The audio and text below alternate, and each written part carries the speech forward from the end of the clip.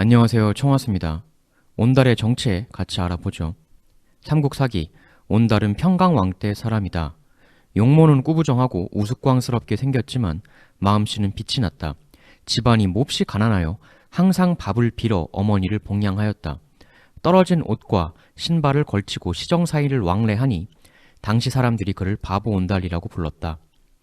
이런 인물인데 나중에 고구려의 공주가 직접 가서 저랑 결혼해 주세요 했다는 거죠. 그게 우리가 알고 있는 온달 스토리인데 대체 온달이 뭐 하는 사람이냐? 크게는 이 삼국사기 내용을 액면 그대로 받아들이는 안, 도저히 상식적으로 못 믿겠다. 어떻게 이런 사람한테 공주가 가서 결혼해 주세요 하냐? 이거랑 다르게 보는 안, 크게 두 가지가 있어요. 일단 액면 그대로 못 받아들이겠다는 안 한번 볼까요? 이 평강왕 아버지 양원왕, 굉장히 무시무시한 과정을 통해서 왕이 되었을 개연성이 상당히 있었죠. 고구려 유력 호족 가문들 간의 대환란 끝에 왕이 되었을 가능성이 있다. 그리고 그렇게 왕된 인물의 아들이 평강공주 아버지 평강왕이다. 양원왕 아버지 안원왕 부인 중 중부인 쪽 세력 추군하고 소부인 쪽 세력 세군하고 안원왕 사망 며칠 전에 크게 붙어서 무려 2천여 명이 사망하는 대환란 끝에 이쪽 추군 세력에 의해 양원왕이 옹립되었다라는 이야기 전에 살펴봤는데요. 그러면 당연히 양원왕은 추군 세력에 의해 휘둘려지면서 정치를 할 수밖에 없겠죠. 하지만 장기화되는 추군 세력의 독주는 결국 그들의 경제적 부만을 증대시킬 것이고, 실제로 그 이전 안원왕 막판에 이 세군 세력이 추군 쪽에게 대도전장을 내밀기도 했지 않았습니까? 평강왕은 추군 세력에게 휘둘렸던 양원왕의 아들이니까 그때까지도 추군 세력의 영향력은 미치고 있었겠죠. 뭐 하루아침에 없어질 리는 없으니까. 평강공주는 고구려 유력 가문에게 시집가려고 약속도 다 해놨는데 갑자기 파기를 했다고 삼국사기에 나옵니다. 삼국사기. 딸의 나이가 16세가 되어 왕이 딸을 상부, 동부에 시집 보내고자 하니 공주가 왕에게 말하였다. 가기 싫습니다. 온달에게 가겠습니다. 그러니까 잡은 약속을 깼죠. 여기서 말하는 상부, 동부가 평강왕 아버지 양원왕을 옹립한 추군 세력일 가능성이 하나가 있겠습니다. 즉 평강공주의 혼담 파기는 추군 쪽으로부터 벗어나려는 평원왕의 노림수였을 가능성이 하나가 있다.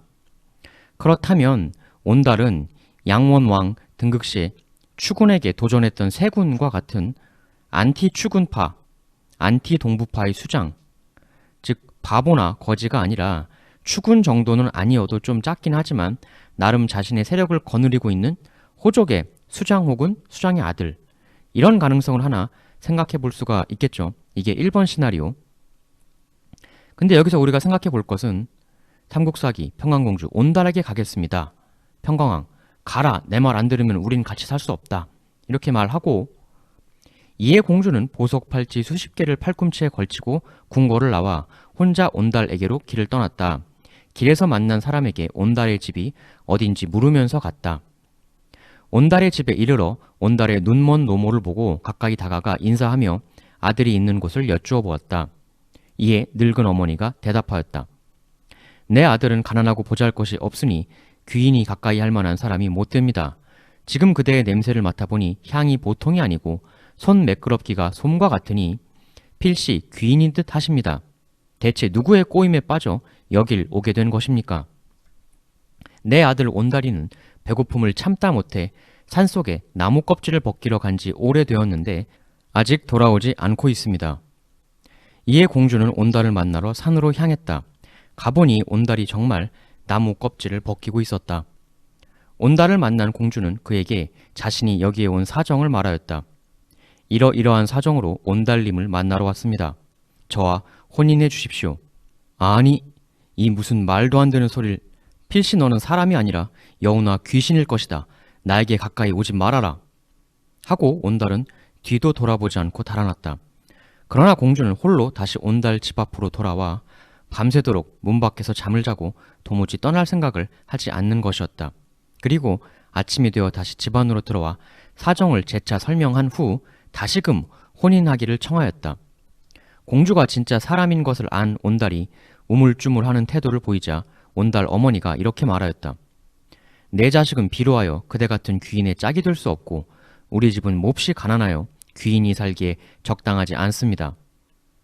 공주, 어머니, 옛말에 한 말의 곡식으로도 방아를 찧을 수 있고 한자의 배도 바느질 할 수 있다고 하였습니다.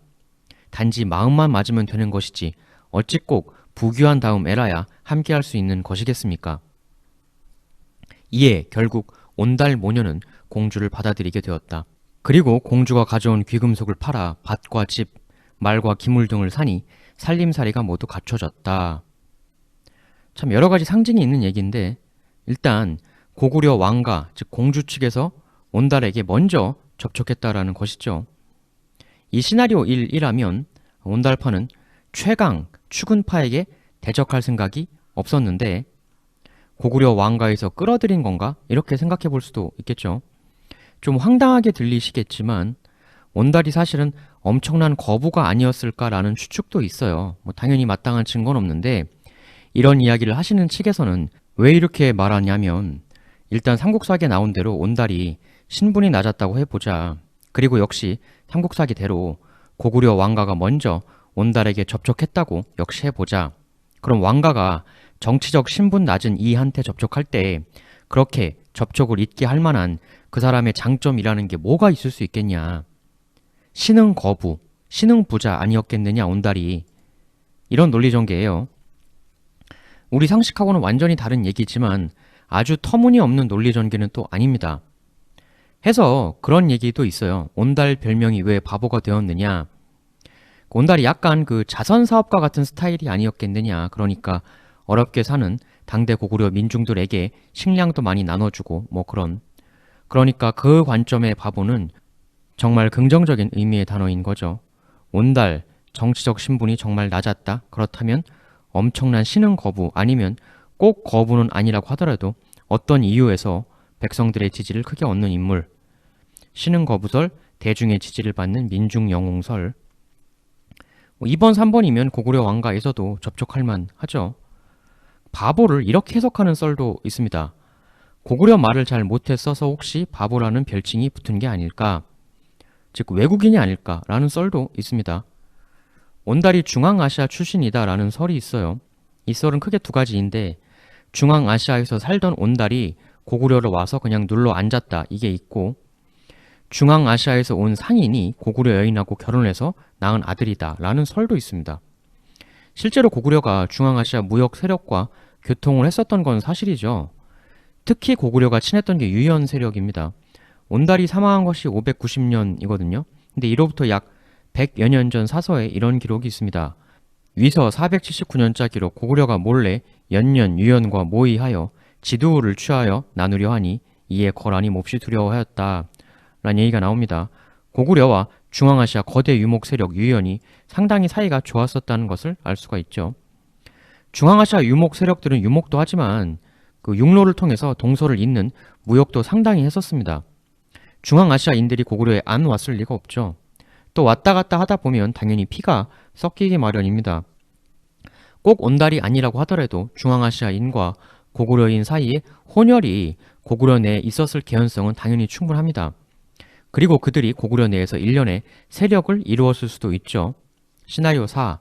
어쩌면 온달은 그들을 이끄는 리더 혹은 리더의 아들일 수도 있다. 그런데 아무래도 고구려는 농경문화도 있었던 나라거든요.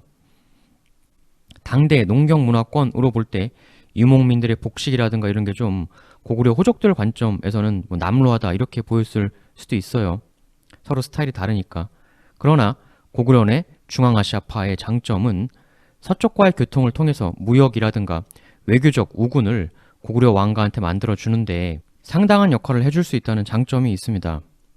기존 농경 중심 호족들에게는 따라서 고구려 왕가가 그런 서무역파하고 손 잡는다는 것이 매우 안 입고 왔을 것이고, 서무역파, 교통파였던 온달을 조롱하고 깎아내리려 했을 것이다 라는 겁니다. 사서에 보면 중앙아시아 사마르칸트 쪽에 강국이란 나라가 있었다라는 내용이 있어요. 사마르칸트가 동서무역의 요지죠. 사마르칸트 자체가 사람들이 만나는 장소라는 뜻입니다. 그 단어가. 그쪽 세력이 장거리 무역도 굉장히 많이 했는데, 근데 그 사마르칸트에 있던 강국이라는 나라가 구당서에 보면 강국의 왕족이 온씨였다는 기록이 있습니다. 그래서 혹시 온달이 강국 왕족의 후손이 아닌가라는 설도 있습니다. 실제로는 고구려 왕가가 먼저 접촉할 만한 엄청난 뒷배경과 부를 갖춘 인물이 온달이었지만 고구려 농경 호족들이 볼 때는 고구려 말도 잘 못하고 복색도 특이해서 세련되지 못한 것 같고 그래서 바보다 가난하다 뭐 이런 식의 디스가 나오게 된 것이 아니냐라는 추측인 거죠.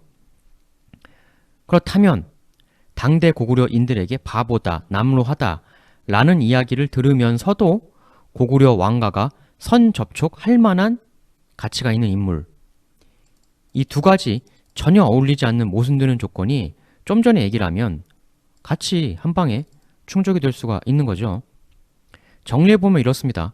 삼국사기 온달이 바보에 가난하다라는 내용을 액면 그대로 못 믿고 온달은 사실 대단한 인물이었을 것이다 라는 계열의 네 가지 시나리오, 안티 추근파의 거두, 신흥 거부설, 대중들의 큰 지지를 받는 민중 영웅설, 중앙아시아 무역 세력 혹은 그 후에.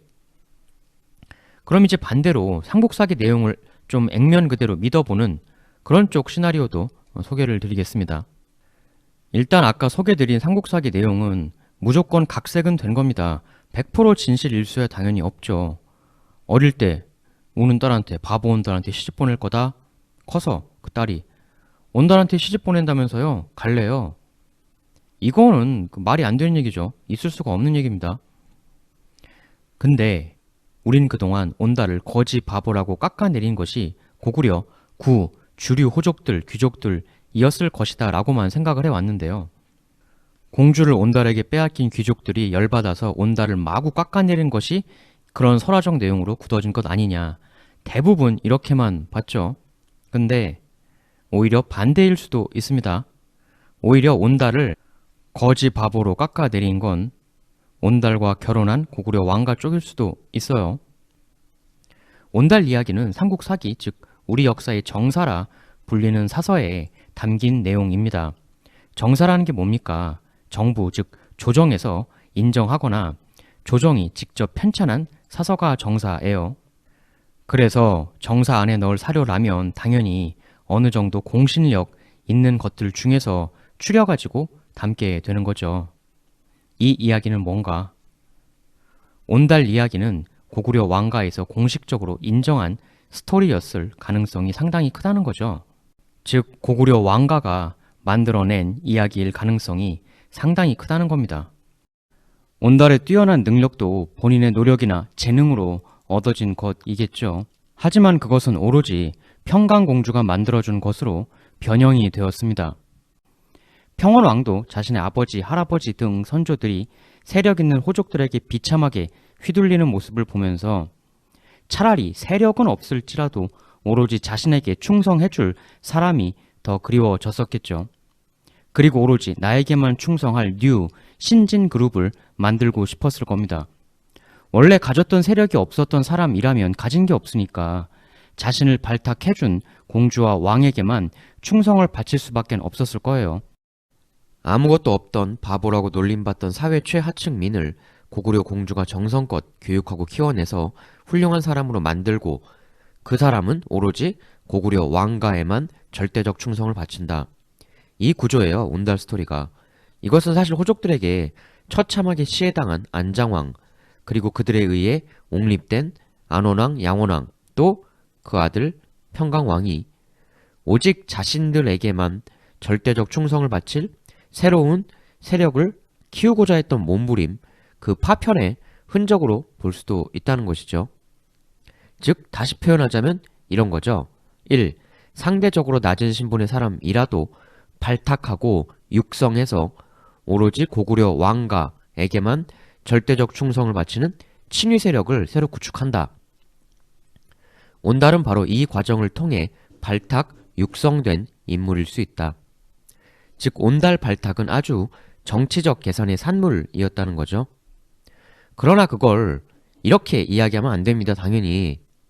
야, 우리 고구려 왕가가 호족들한테 목숨도 잃고 살기가 너무 후달리니까 이제 기존에 저평가 받았던 이들하고도 손잡고 절대 우리한테만 충성해줄 신진 세력 한번 키워볼래? 그래서 온다라고 결혼하는 거야. 뭐 이렇게 솔직하게 대내외적으로 얘기할 수는 없잖아요. 포장을 해야죠, 당연히. 아름답고 감동적인 스토리로. 이런 아름답고 감동적인 사연이 있어서 우리가 상대적으로 낮은 신분 사람하고도 결혼을 하는 거지, 우리 고구려 왕가가 후달려서 정치적 탈출구 찾아보려고 이러는 거는 절대 아니야. 사실 온달과의 결혼 스토리는 고구려 왕가 이미지에 절대 손해가 되는 얘기는 아닙니다. 어릴 때 왕이 울면 바보 온달한테 실 보낼 거다. 커서 공주가 온달한테 시 보낸다면서요. 갈래요. 요거. 여기서의 평강공주는 그야말로 놀라울 정도로 신의를 잘 지키는 인물로 나옵니다. 사실 온달 스토리라는 게 기본적으로는 결혼 파기예요. 원래 상부, 동부로 평강공주가 시집가려고 했던 것 왕가 측에서 파기한 거잖아요. 기본적으로는 신의가 없는 행동이죠. 그러나 사실은 또 다른 신의를 지키기 위해서 그런 거다. 어릴 적 동화 같은 아름다운 약속을 지키기 위해 그랬던 것일 뿐, 따라서 우리 고구려 왕가는 약속 깨고 신의 어기고 그런 사람들 아니다. 근데 사실은 정치적 환경과 니즈가 변해서 약속을 깬 건데 말이죠. 온달 스토리는 고구려 왕가의 약속 파기를 아주 그럴듯하게 정치적으로 포장해주는 효과도 있습니다. 또 굉장히 정의롭죠. 사실 약속을 지킬 필요가 없어 보이는 온달 같은 사람 과외, 그것도 제대로 된 약속도 아닌데 지켜준다. 이 이야기를 듣고 감동받지 않을 민중이 있을까요? 고구려 왕가는 이렇게 신의도 잘 지키고 정의롭다. 그런데 너희 호족들은 뭐냐? 우리 선조 안장왕을 시해하기나 하고 배신이나 하고. 즉 온달 이야기는 아름다운 동화가 아니라 정치적 선전입니다. 근데도 이런 감동을 줘요. 그러니까 이게 옛날 사람들의 정치 방식입니다. 대단합니다. 이 기획의 이반자가. 당대는 물론 1500년 뒤까지 이어지는 감동을 만들어낸 거잖아요. 위대한 정치술이죠. 사실은 한낱 약속 파기인데 그걸 통해 오히려 상대를 공격도 하고 또 천년의 감동으로 승화까지 시키는. 사실 온달이 정말로 그렇게 바보라던가 완전 최하층 신분이거나 이러진 않았을 거예요. 하급 귀족 얘기들 많이 하시죠. 아니면 신흥호족이나 북방, 유목 민족 쪽의 무사, 용병 집단을 거느리는 인물, 뭐 전투력이 매우 뛰어난 장수 등등이 아니었겠느냐 얘기들이 많은데, 여튼 실제로 바보 최하층은 아니었을 것이고, 그런데 그런 인물을 억지로 최하층으로 만들어버리면 어떻게 됩니까? 나도 온달처럼 높으신 분들한테 발탁될 수 있지 않을까. 지배구조를 영원히 고착화시키기 위해서는 어감만 가지고는 안 돼요. 지배자들은 그걸 잘 알고 있습니다. 희망도 줘야 합니다. 간간히. 지배자들이 우리 생각보다 훨씬 더 똑똑해요. 어떻게 해야 사람들이 나한테 못 대들게 할 것인지에 대해 밥만 먹고 그것만 연구하는 사람들이니까요. 대대로 그 노하우를 또 전수해주고. 당시의 고구려는 광개토 대왕 장수왕 시절의 영광과는 달리 오히려 떠오르는 신라도 쉽지 않았던 상황이었죠. 온달하고 신라 대영웅 진흥왕하고 동시대 인물입니다. 온달이 590년 사망, 진흥왕은 576년 사망. 옛 영광을 찾으려면 새로운 라이벌 신라와의 대결 등등에서 병사들이 이전보다 더 열심히 고구려 왕가를 위해 싸워줘야만 하는 절박한 상황이었다는 겁니다. 호족에게 시해당하고 실추된 고구려 왕가를 되살리기 위해서는 저 호족은 이제 못 믿겠고 그나마 백성들이 우리 왕가를 위해 열심히 싸워주는 수밖에 없는데, 근데 사실 일반 민중 입장에서야 저 땅이 고구려 왕 땅이든 신라 왕 땅이든 그게 뭔 상관입니까? 그래도 열심히 싸우게 만들어야죠. 왕 입장에선. 지배자들도 그걸 알아요. 사실은 백성이 다 한 것이라는 걸 알지만 영웅사관을 주입하는 거죠. 다 영웅이 한 거다. 역사는 영웅이 이끈다. 영웅 이야기만 열광해라. 왜? 그래야 영웅인 자기들이 영원히 계속 지배할 정당성이 생기는 거니까. 사실은 백성들이 다 창칼 휘둘러 줘서 만들어진 건데. 삼국사기에 나온 온달 이야기는 정말 대단해요. 아까 거기에 나온 공주의 대사를 보면요. 온달 어머니, 내 자식은 비로하여 그대 같은 귀인의 짝이 될 수 없고 우리 집은 몹시 가난하여 귀인이 살기에 적당하지 않습니다. 이렇게 말하니 공주는 단지 마음만 맞으면 되는 것이지 어찌 꼭 부귀한 다음 애라야 함께 할 수 있는 것이겠습니까? 이렇게 말을 합니다. 이건 정말 저같이 돈 없고 가난한 서민인 남자가 들으면 심금을 울리는 말이거든요. 삼국사기 평강왕, 너 그렇게 울다간 바보 온달에게나 시집간다? 왕도 온달을 바보라고 무시하고 있죠. 그러나 온달은 한때 자신을 대무시했던 고구려 왕가를 위해 정말 최선을 다해 싸워줍니다. 삼국사기, 이때 후주의 무제가 군사를 내어 요동에 쳐들어오자 평강왕은 군대를 거느리고 배산에서 맞아 싸웠다. 온달이 선봉이 되어 날래게 싸워 수십여 명의 목을 베니 모든 군사들이 승세를 타고 떨쳐 공격하여 크게 이겼다. 최선을 다하는 모습이죠. 삼국사기, 평원왕이 세상을 뜨고 영양왕이 즉위하자 온달이 이렇게 말하였다. 지금 신라가 우리 한수 이북의 땅을 차지하여 자기들의 군현으로 삼으니 그곳의 백성들이 애통하고 한스럽게 여겨 한시도 부모의 나라를 잊은 적이 없사옵니다. 바라옵건대 대왕께서는 저를 어리석고 불초하다 여기지 마시고 병사를 주신다면 한번 쳐들어가 반드시 우리 땅을 도로 찾아오겠나이다. 이에 영양왕이 허락하였다. 온달은 출정의 길을 떠날 때 맹세하며 말했다. 계리편과 중령 서쪽의 땅을 우리에게 되돌리지 못한다면 돌아오지 않으리라. 자신의 목숨까지도 고구려를 위해 거는 모습이죠. 마침내 떠나가 아단성 밑에서 신라군과 싸우다가 날아오는 화살에 맞아서 죽고 말았다. 결국 목숨을 바치고 맙니다. 사람들이 온달의 장사를 지내려 하는데 관이 움직이지 않았다.